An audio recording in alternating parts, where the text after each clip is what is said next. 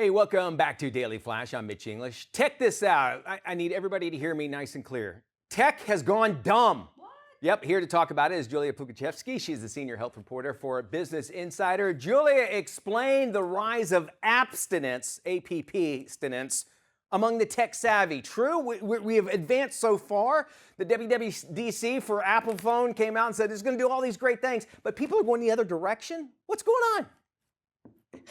Yeah, I think some people, especially in some cases, people who are very passionate about tech, including AI, are learning that they don't necessarily have to be plugged in all the time.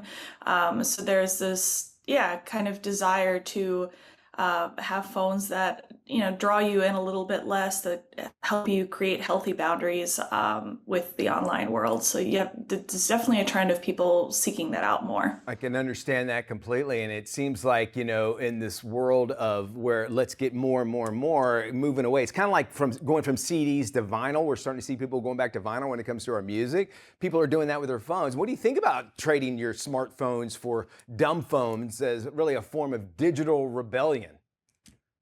Yeah, I think it's hard to tell how widespread it is or will become, but I definitely see a trend. And I would say in the last year, there's definitely been more of a national conversation, I think, around smartphones, especially when it comes to teens and children and how it impacts everything from mental health to education outcomes, socializing, all these things that I think, people are wondering, even adults are wondering, what is this doing to my brain and to my happiness? I think you're right. You mentioned parents there because you're saying, well, I need to know where my kid's at. And, so let's give them a phone. And of course, they want the phone with all the smart apps. And it's almost like you're giving them the drug if you think about it. Dumb phones or light phones is what people are calling it. If you had to describe it, let's say like in a dating profile, what would its tagline be? A light phone.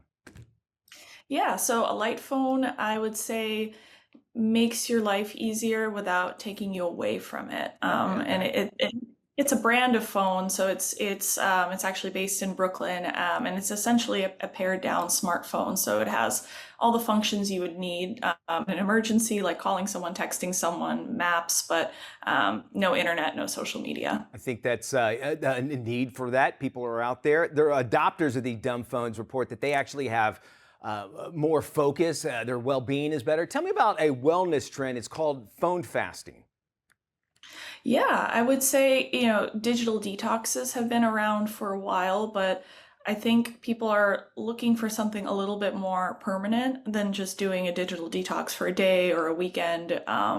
They want more of that boundary. So, I mean, I would say even after I wrote the article, I bought a device called a brick, which, you scan your phone and it blocks whatever apps you want for however long you want. So, yeah, there's definitely more of an interest in that separation. Jackson and I were talking because, Apple, talking about their new stuff. And she's like, did the flip phone come back? Because obviously there's a need for it from what you're talking. Do you see a future where flip phones will actually make a full comeback and we're used to seeing them?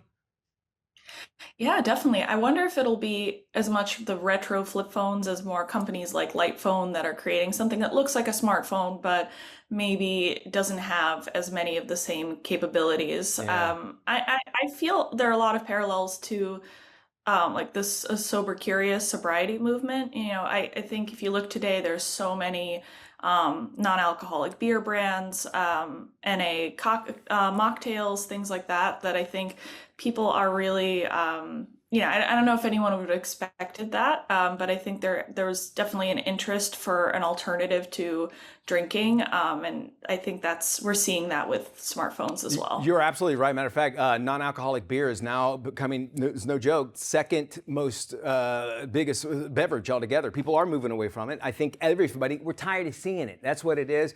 You want to find out more details on this, Julia, thank you so much for joining us. We'll post this interview, and you can also check out businessinsider.com.